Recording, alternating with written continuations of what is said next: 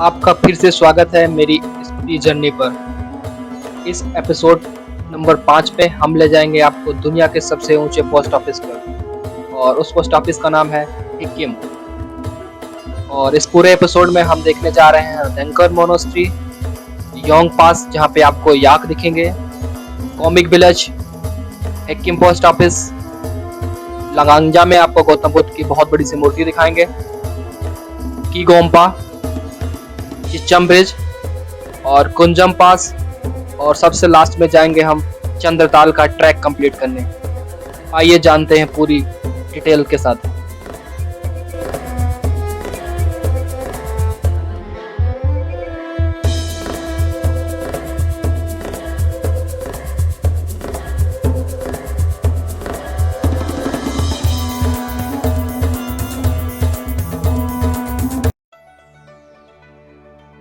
तो फ्रेंड, ये हमारा 5वां दिन है। कल रात हम लोग तबों पे नाइट स्टे किए थे, अपना कैंप लगा के ओवर नाइट स्टे किए। रात में हमने अपना खाना बनाया और सुबह खाने के बाद टेंट पैक करके उसके बाद निकल चले हम लोग धनकर मोनेस्ट्री की तरफ। तो धनकर मोनेस्ट्री की हिस्ट्री मैं बता देता हूँ आपको जल्दी जल्दी। धनकर मोनेस्ट्री जो है 17वीं शताब्दी में बनाई गई थी, और एक जमाना था कि जब तिब्बत एक अपना खुद देश था, तब जो है स्पीति राजधानी हुआ करती थी। तो धनकर जो है स्पीति घाटी का एक पारंपरिक राजधानी थी, और लगभग 1000 साल से ज्यादा पुराना मठ है ये। वो बेवकूफ है। कौन बेवकूफ है? जो आम न खाए। फलों का राजा है। तो दिखाइए आम क्या कैसे मतलब है? आम दिखाते हैं कैसे। देखिए बहुत ही सुंदर आम, एकदम पीला पीला। इन्होंने तो ऐसा ही खाना शुरू कर दिया। देसी है, देसी स्टाइल। देसी नहीं, सफेदा है, बहुत मीठा है। अरे हम देसी हैं, देसी अच्छा, कैसे खाएंगे? अच्छा, हमने देसी आम नहीं। तो कैसा लग रहा है पहाड़ में आम खा के? बहुत अच्छा, एकदम बर्फ से ठंडा। से उधर दिखाओ बर्फ। अरे वाह, ये बर्फ तो मैंने देखा ही नहीं। बहुत मीठा है। एक दूसरे को टेस्ट करा दीजिए, आम खिलाते हुए थोड़ा सा। सफेदा दे रहे हैं। हालांकि पिछले 8-10 सालों में धनकर मोनेस्ट्री के काफी हिस्से टूट गए हैं, और वहाँ के लोगों ने काफी मांग भी की है कि लोग हेल्प करें जिससे कि धनकर मोनेस्ट्री को फिर से बनाया जा सके। तो कुछ सरकार की मदद से, कुछ टूरिस्ट की मदद से फिर से रिपेयर किया गया है। और यहाँ पे एक पहले किला भी था जो कि मोस्टली अब टूट गया है। तो आइए हम पूरा देखते हैं धनकर मोनेस्ट्री। हालांकि इसके अंदर कैमरा ले जाना अलाउ नहीं है, तो गेट के पास तक हम दिखाएंगे और उसके बाहर आकर के फिर से हम आपको वीडियो दिखाएंगे।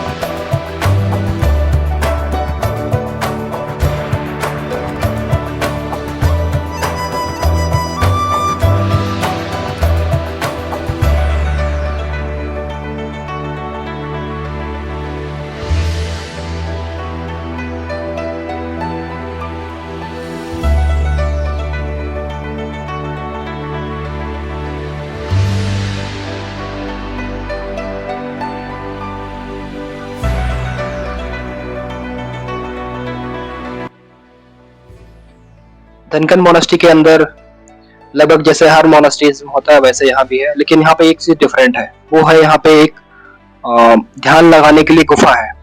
उस गुफा में सोने और ज्वेलरी के और पुराने कॉइन्स, कई कंट्रीज के सिक्के जो है दीवारों और छतों पे लगे हुए हैं। वहाँ पे हम लोग भी बैठकर काफी देर तक ध्यान लगाया, 15-20 मिनट तक। उसके बाद फिर हम नीचे आए। नीचे आने के बाद नीचे पास में ही स्थित एक रेस्टोरेंट में हमने मोमोज खाया और वहाँ का पराठा बटर खाया, और उसके बाद फिर हम लोग निकल चले आगे।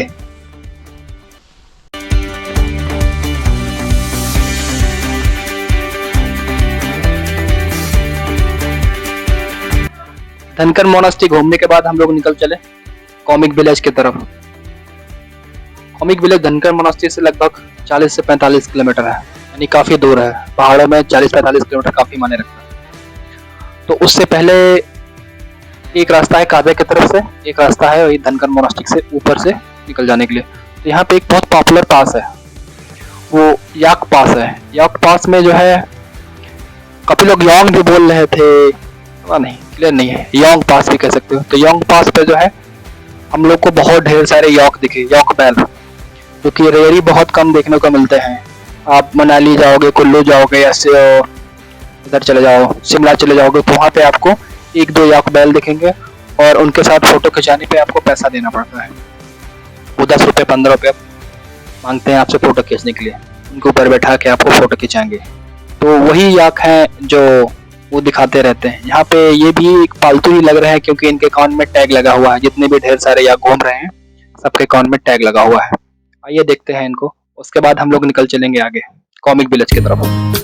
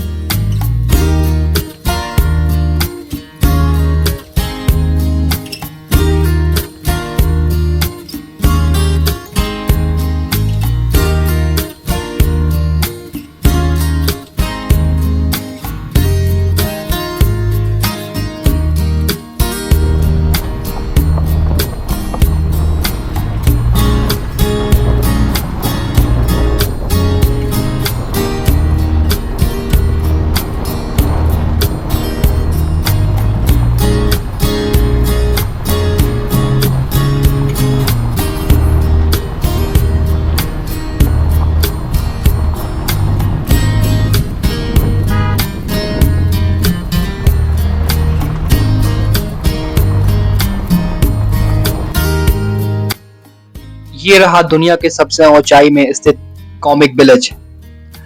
इस गांव में बच्चे और बुजुर्ग मिला करके मोस्टली 40 से 45 या 45 प्लस लोग हैं, और यहाँ के लोग अपना जीवन यापन के लिए खेती करते हैं। और यहाँ पे मोस्टली लगभग 10 महीने तो बर्फ जमा ही रहती है, और गर्मी में ही बर्फ पिघलती है। गर्मी के लास्ट सीजन पे जून और जुलाई में बर्फ पिघलती है, उसके बाद हरदम जमी रहती है। उसके बावजूद भी कभी भी कोई फिक्स समय नहीं है, कभी भी यहाँ पे आइस फॉल हो जाता है। तो ये बहुत ही खूबसूरत सा गांव है। यहाँ पे हम लोग घूमे, यहाँ पे हम लोगों ने लेमन टी ली, यहाँ पे एक रेस्टोरेंट भी है, कुछ होम स्टे भी बने हुए हैं। और घूमने के बाद हम 2-3 लोगों से हम लोगों ने वहाँ पे बात की, तो यहाँ के लोगों ने बताया कि यहाँ पे ना तो अच्छे से ऑक्सीजन मिल पाती है, ना पीने के लिए अच्छा सा पानी मिल पाता है, ना ही यहाँ पे पेड़ हैं। अगर कोई बच्चा स्कूल जाना चाहता है तो आसपास कहीं स्कूल भी नहीं है। कुछ लोग हैं जो कि जानकार हैं, और उन लोगों ने कोशिश करके वहाँ से दूर जा करके काजा में पढ़ाई किया, और उसके बाद कुछ लोग दिल्ली में भी उनके परिवार वाले जॉब करने चले आए। लेकिन यहाँ पे जीवन बहुत ही कठिन है।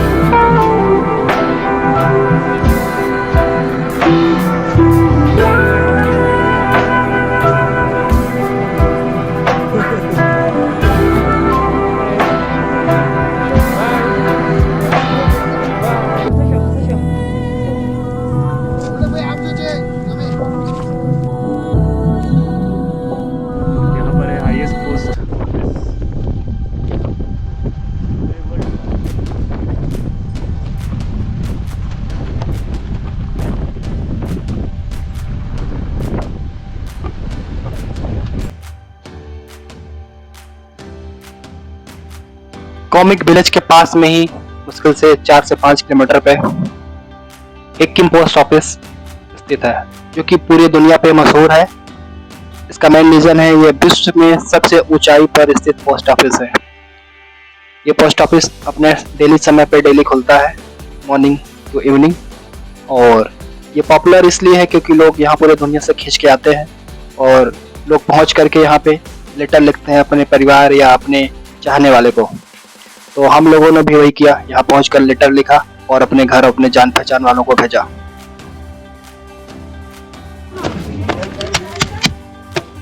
ये पेन मैं लेटर लिखने के लिए लेके आया था घर से, और इस पेन का यूज़ मैंने कर लिया। और कहाँ कहाँ लेटर लिखे आप?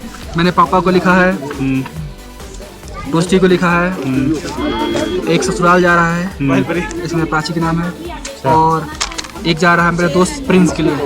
ओके। उसका एड्रेस क्लियर नहीं है इसलिए लिख नहीं रहा हूँ एड्रेस में, तो काजा में जाकर के मैं फिर से इनका एड्रेस लिखूंगा और वहाँ पोस्ट ऑफिस से मैं इनको भेजूंगा। आपको कैसा लग रहा है यहाँ से लेटर लिख करके? बहुत बढ़िया, सबकी याद आई, यादें ताज़ा हो गई। प्रिंस को मिस कर रहा हूँ, प्रिंस आया नहीं। ओके। आप प्रिंस भैया को मिस कर रहे हैं? प्रिंस को मिस कर रहा हूँ, टोस्टी को मिस कर रहा हूँ। ओके। प्रिंस भैया और टोस्टी को, भाभी को मिस कर रहे हैं आप? ठीक है, चलिए फिर आपका उम्मीद करते हैं आपका लेटर सबके पास पहुँचे और सबको खुशी हो लेटर देख के।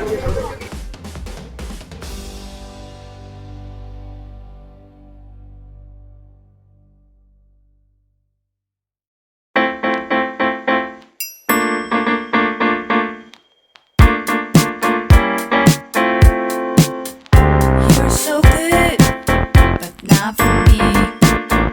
Don't try to be a person you'll never be. Can't say we're different, but it's not a secret. तो हाउ आर यू फीलिंग की राइट नाउ? मुझे बहुत ही अच्छा फील हो रहा है यहाँ पर आकर के। और मैंने अपने लव्ड वंस को लेटर्स भी लिखे हैं, वो भी 4 लेटर, एक नहीं 4 लेटर लिखे हैं। बहुत सही। अब देखिए कब तक पहुँचता है वो। Within 1 month. हाँ? 1 मंथ। विदिन अ मंथ पहुँच जाएगा। हाँ डेफिनेटली। ये तो बढ़िया, अगर पहुँच जाता है तो मज़ा आ जाएगा। वैसे मैंने फ़ोटो खींच ली है। आपने सर जी किसको किसको भेजा? मैंने भेज दिए, अपने दोस्तों को भेज दिए, जिसमें से एक तापस है, मुकेश है और सत्येंद्र है। चलो, और अपनी बेटी और वाइफ के लिए भेजा है। बहुत सही। उम्मीद है पहुंच जाएगा। देखते हैं कब तक पहुंचता है। I hope. फोटो तो खींच लिया है ना? हाँ, फोटो खींच लिया। चलो, ये है पोस्ट ऑफिस। भी भीड़ नहीं है, जल्दी से फोटो खिंचा लो।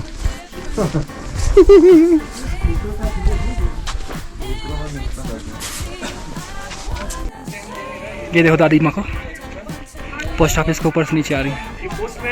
हाँ, आप पोस्टमैन है क्या? Please forget my number. I wish I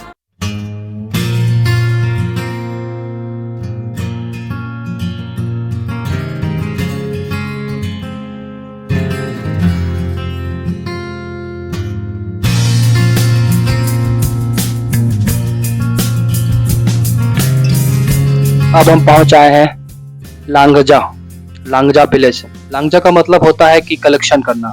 यहाँ पे लोग जो है ठंड के लिए जानवरों का शिकार करके उसका कलेक्शन करते हैं, इसलिए इसका नाम लांगजा पड़ता है।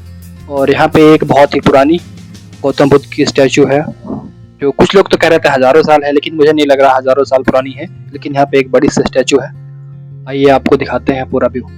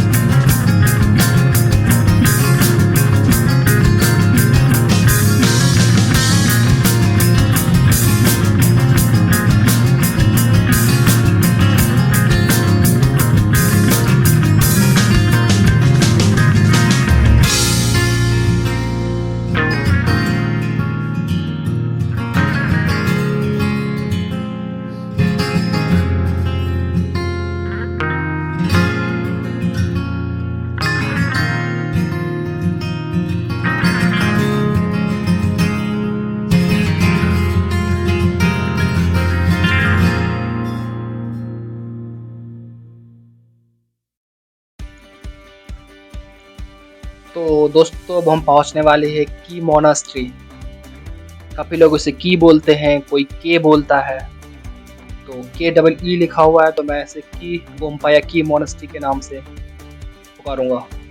ये मोनास्ट्री बहुत पुरानी है, इस इलाके की सबसे पुरानी मोनास्ट्री, और ये जो बनाई गई है वो सांस्कृतिक यानी थोड़ा इंडियन स्टाइल और थोड़ा सा बुद्धिज्म स्टाइल दोनों मिलाकर बनाया गया है। और मैं आपको बता देना चाहता हूँ ये 11वीं शताब्दी ईसा पूर्व में बनाया गया था, और जो इसका स्टाइल है वो डोमटन है, यानी जो तिब्बत में बनते हैं घर या मठ, उस स्टाइल में बनाया गया है। और ये काफ़ी खूबसूरत है। यहाँ पे स्कूल भी है, बहुत ढेर सारे बौद्ध भिक्षु रहते हैं, और ये बुद्धिज़्म के लिए बहुत ही पॉपुलर है। बुद्धिज़्म के लिए पॉपुलर बहुत ढेर सारी जगह है, लेकिन जो है तिब्बत है वहाँ पे काफ़ी बहुत ही पॉपुलर मठ हैं, और उनमें से ये एक है। तो 11वीं शताब्दी में ये जो मोनास्ट्री है ये बनाई गई थी, और 14वीं शताब्दी में जो है जब मंगोलों ने यहाँ पे आक्रमण किया था, और उस आक्रमण के बाद उन लोगों ने इसको जो है काफ़ी तहस नहस कर दिया था, काफ़ी बिगाड़ दिया, और उसके बाद वो चले गए। कहते हैं कि उसके बाद लोगों ने इसको फिर से धीरे धीरे करके बनाया। जब काफ़ी बनाया तो एक बार फिर से वो 3-4 शताब्दी के बाद फिर से आए और उन्होंने फिर से दोबारा आक्रमण किया, और उस बार जो है काफ़ी नुकसान हुआ। इन लोगों ने आग लगा दी और मठ काफ़ी हद तक जल के बर्बाद हो गया। बहुत कम हिस्से ही मठ की जो मूर्तियाँ थीं या फिर जो नींव होती है, दीवारें होती, सिर्फ वो बची थी, और बाकी सब चीज़ें जो है जलकर राख हो गई थी। मैं एक चीज़ आपको और बता दूं, जब हमारा देश अंग्रेजों के द्वारा गुलाम नहीं था तब कुल्लू एक राज्य हुआ करता था, कुल्लू में एक राजा हुआ करते थे। ऐसे ही लद्दाख में भी एक राजा हुआ करते थे। स्पीति भी कभी इसके हिस्से में कभी उसके हिस्से में रहा करती थी।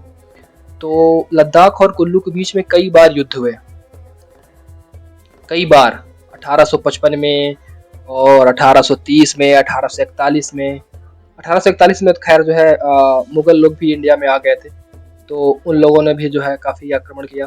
तो जब भी आपस में कुल्लू लद्दाख का युद्ध हुआ, हर बार आसपास के क्षेत्र थे वो काफ़ी जलकर बर्बाद हुए, तोड़ दिए गए और गिरा दिए गए।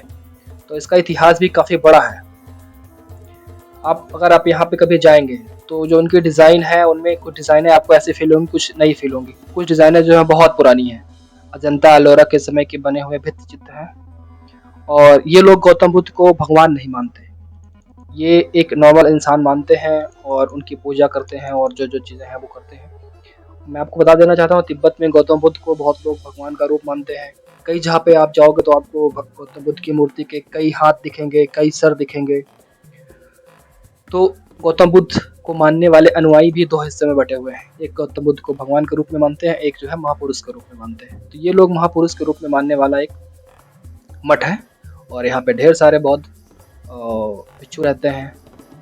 तो 1975 में भी जो है काफ़ी एक बड़ा भूकंप आया था, तो ये कई बार गिरा, कई बार बना, कई बार गिरा, कई बार बना। तो इसका इतिहास भी बहुत खतरनाक है। मुझे लगता है कि आप ये जानकारी जो मुझसे सुन रहे हैं ये आपको मिलेगी नहीं, या गूगल में शायद कहीं अवेलेबल हो। ये यहाँ पे स्थित एक बौद्ध भिक्षु ने हम लोग को बैठ करके बताया था, तो हमें जानकारी सब मिली। और इसकी ऊंचाई बता देना चाहता हूँ, ये लगभग 13,000 से भी ज़्यादा फीट की ऊंचाई पे है। समुद्र तल से इसकी 13,500 फीट ऊंचाई है। तो आप समझ लीजिए कितने ऊंचाई पे बना है। और जब ये बरसात का मौसम आता है और उसके बाद ठंड पड़ना शुरू होती है, बर्फ़ जम जाती है, और उसके बाद ये बहुत ही खूबसूरत लगता है, जिसकी आप कल्पना नहीं कर सकते। आप चाहें तो गूगल से फ़ोटो निकाल कर दे सकते हैं। आप की मोनास्ट्री सर्च करें, KEY या KEE, दोनों कंडीशन में आपको ये मोनास्ट्री मिलेगी। और इसके बाद हम लोग चलते हैं आगे।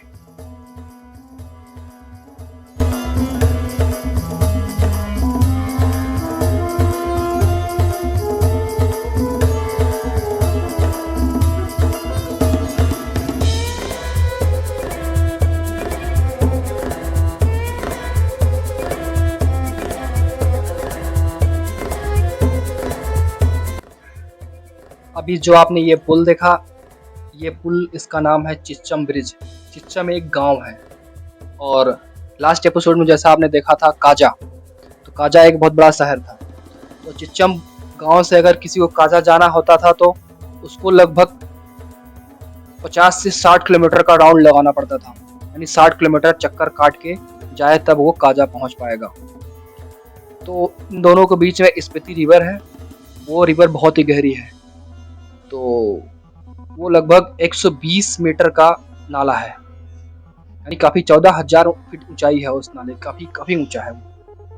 तो वहाँ पे सरकार ने डिसीजन लिया और 5 करोड़ रुपया खर्चा करके और वहाँ पे एक पुल बनाया गया जो कि एशिया के सबसे ऊंचे पुलों में से एक है।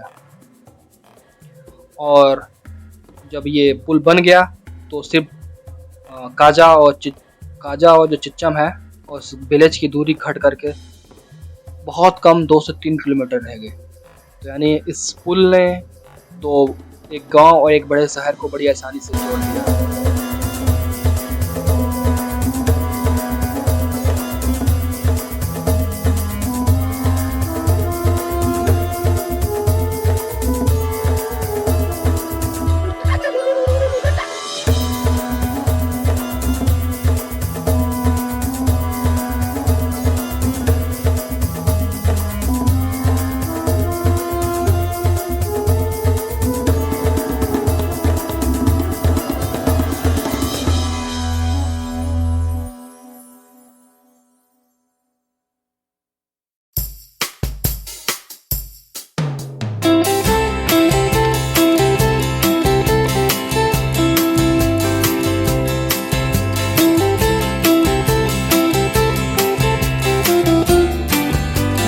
ये है कुंजुम पास, इसे कुंजुम ला के नाम से भी जाना जाता है और ये आगे बढ़ते हुए तिब्बत तक जाता है।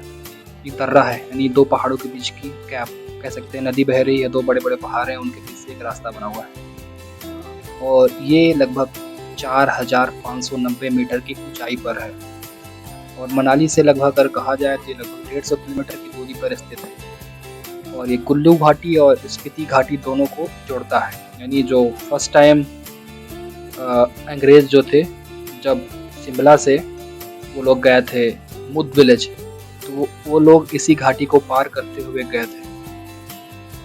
तो ये रोहतांग दर्रा जो है लगभग 20 किलोमीटर की दूरी पे है। रोहतांग पास जो है, रोहतांग पास एक्चुअली लोग मनाली जाते हैं तो वहाँ से पास पड़ता है, लेकिन अगर ऊपर आते हैं तो ये पूरा ग्लेशियर काफ़ी बड़ा है और बीच में ख़त्म हो जाता है, तो इसकी दूरी लगभग 20 किलोमीटर है। और देखा जाए तो ये दुनिया का दूसरा सबसे बड़ा ग्लेशियर है जो कि बीच में बचा हुआ है। एक नॉर्थ है, साउथ है और ये हमारा हिमालय है, ये तो है ही है। तो ये बीच में बसा हुआ किसी एक सिंगल कंट्री पे ये दूसरा सबसे बड़ा ग्लेशियर है और यहाँ पे लोग 12 महीने बर्फ़ देख सकते हैं। आज हम लोग जब गुजर रहे थे तब भी स्नोफॉल हो रही थी। तो इसके आगे हम जाने वाले हैं चंद्रताल और आगे की चीज़ें दिखाएंगे।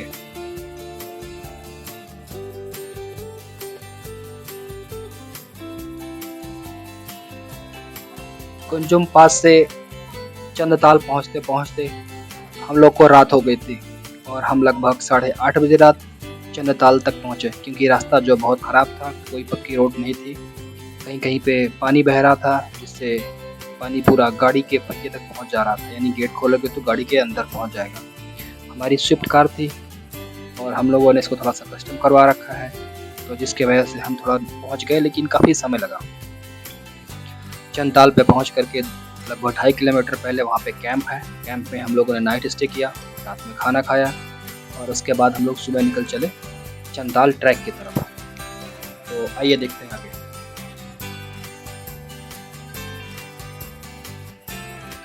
फाइनली आज हम पहुँच आए हैं एपिसोड 5 के आखिरी स्थान पर। इसका नाम है चंद्रताल। तो ये लाहौल स्पीति डिस्ट्रिक्ट में ही स्थित है और ये समुद्र तल से लगभग 4200 मीटर ऊंचाई पर स्थित है। और इस झील का जो डिज़ाइन या आकार है वो नेचुरल है, लेकिन वो अर्ध मून जैसे मून होता है ना, उसके आधे मून की तरह स्टाइल बना हुआ है, इसलिए इसका नाम चंद्रताल है। और इसका पानी जो है एकदम कांच की तरह साफ है, शीशे की तरह एकदम चमकता रहता है। आप आसपास के जो पहाड़ हैं वो आप देखेंगे कि पूरे क्लियर पानी पे दिख रहे हैं। आप इसके पास जब पहुंचेंगे, वहाँ पे खड़े होंगे तो आपको पूरा चेहरा पूरा क्लियर दिखाई देगा। और इसी वजह से ये साल भर एडवेंचर के शौकीन लोगों को बहुत पसंद आता है और साल भर लोग यहाँ पे आके स्टे करते हैं। और मेन सबसे अच्छा समय है मेरे हिसाब से सितंबर, जब बारिश हल्की सी हो जाती है, आसपास के पेड़ जो है उगाते हैं, यानी घासें जो है हरी भरी हो जाती हैं और पहाड़ों में 12 महीने बर्फ़ तो रहता ही है। उसके बाद जो है ये झील जो है बहुत ही खूबसूरत हो जाती है। और पुरानी कहावत ये भी है कि जब युधिष्ठिर जो उनका डेथ हो गया था, तब जो है पांडवों के भाई हैं युधिष्ठिर, तो इंद्र जी उनको लेने यहाँ पे उतरे थे, जिसकी वजह से ये झील बन गई है। ये तो हो गई पौराणिक कहानी, लेकिन कुछ चीज़ें और बता दे सकता हूँ। जैसे कि यहाँ पे आपको ऑक्सीजन बहुत कम मिलेगा। आप यहाँ पे आना चाहते हैं तो साल भर कभी भी आ सकते हैं, लेकिन आप यहाँ आने से पहले जो है आप घर में दौड़ने की प्रैक्टिस करें, चलने की प्रैक्टिस करें। यहाँ पे बर्फीला तूफान कभी ना कभी आ जाता है, बारिश होती रहती है, ठंडा जो है बहुत कम रहती है, माइनस में हरदम टेम्परेचर रहता है। दिन में कभी कभी बढ़ जाता है, अदरवाइज टेम्परेचर माइनस में ही रहता है। इवन मैं अपनी कहानी बता देता हूँ। हम लोगों ने सुबह उठ करके अपनी गाड़ी में पानी डाला तो वो पानी जम करके बर्फ़ हो गया, और जो साफ़ करने वाला आगे लगा रहता है तो वो जो है पूरा चल ही नहीं पा रहा था। चेक किया तो बर्फ़ जम गई थी। तो आप एडवेंचर का शौक़ रखते हैं तो आप यहाँ पे आएँ। आप ट्रैकिंग करके 2 से 2.5 किलोमीटर ट्रैकिंग है, ट्रैकिंग करने के बाद ही आप यहाँ पे पहुँच पाएंगे। यहाँ से पास में हमटा पास भी है, तो आप अगर कुल्लू मनाली तरफ से आते हैं तो आप हमटा पास में बर्फ़ देखें और घूमते हुए शाम को यहाँ पे पहुँचें। पूरा नाइट स्टे करें कैंप में और अर्ली मॉर्निंग अगले दिन चंद्रताल पर जाएं। तो दोस्तों, उम्मीद है ये एपिसोड आपको पसंद आया होगा। आज के लिए इतना ही काफ़ी है। मिलते हैं अगले एपिसोड में। अगर आपको वीडियो पसंद आया है तो आप प्लीज़ लाइक, कमेंट और सब्सक्राइब करें। कोई क्वेश्चन है तो आप मुझसे पूछ सकते हैं। जय हिंद, जय भारत।